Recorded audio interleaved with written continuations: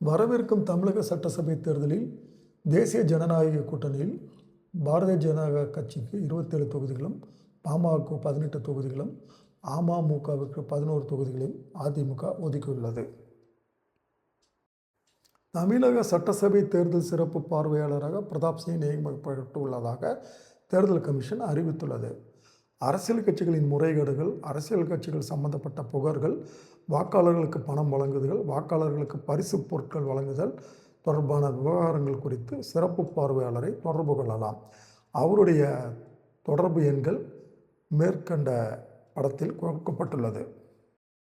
சாத்தான்குளம் தந்தை மகன் கொலை வழக்கில் இன்ஸ்பெக்டர் உட்பட 9 போலீசாரும் குற்றவாளிகள் என தீர்ப்பு வழங்கிய மதுரை மாவட்ட நீதிமன்றம் அவர்களுக்கான தண்டனை விவரங்களை மார்ச் 30 அறிவிப்பதாக தெரிவித்துள்ளது.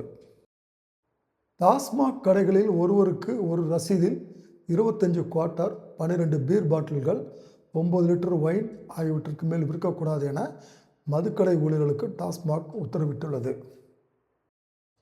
வருமானத்திற்கு அதிகமாக 99.86 லட்சம் ரூபாய்க்கு சொத்துக்கள் வாங்கியதாக தமிழக அரசின் மருந்து கட்டுப்பாட்டுத்துறை இயக்குனர் மற்றும் இயக்குனர் பொறுப்பில் இருந்த கார்த்திகேயன் மீது லஞ்ச ஒழிப்பு போலீசார் வழக்கு பதிவு செய்துள்ளனர்.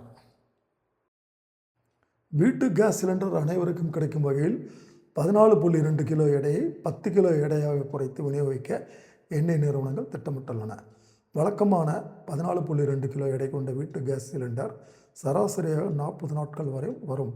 அந்த வகையில் 10 கிலோ எடை கொண்ட வீட்டு கேஸ் சிலிண்டர் 25 முதல் 30 நாட்கள் வரை நீடிக்கும் என்பதால் விநியோகத் தொடரில் ஏற்பட்டுள்ள பாதிப்பை ஓரளவுக்கு சரி கட்ட முடியும் என எண்ணெய் நிறுவனங்கள் கருதுகின்றன.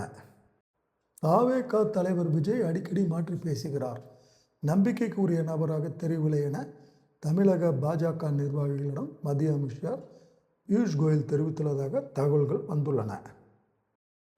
மோதல்களை நிறுத்திக் கொள்வது தொடர்பான ஈரானுடைய பேச்சில் முன்னேற்றம் ஏற்பட்டுள்ளது. சரியான முடிவு எடுக்க ஈரானுக்கு அவகாசம் அளிக்கும் வகையில் அடுத்த 5 நாட்களுக்கு அந்த நாட்டின் மின்சாரம் மற்றும் எரிசக்தி கட்டமைப்புகள் மீது தாக்குதல் நடத்த மாட்டோம் என அமெரிக்க அதிபர் டொனால்ட் ட்ரம்ப் கூறியுள்ளார். இந்த நிலையில் ஈரானுடைய ஹார்மோஸ் ஜலசந்தியை மீட்கவும், ஈரானின் மொத்த எண்ணெய் ஏற்றுமதியில் 90% நடைபெறும் கார்க் தீவை கைப்பற்றவும் அமெரிக்கா திட்டமிட்டுள்ளது. இதற்காக 5000 அமெரிக்க கடற்படை வீரர்கள் மற்றும் மாலுமிகள் அடங்கிய குழு ஈரானை நோக்கி விரைந்துள்ளது. நேற்றைய விலை தங்கம் 1 கிராம் 13,340, வெள்ளி 1 கிராம் 250, US டாலர் $93.53.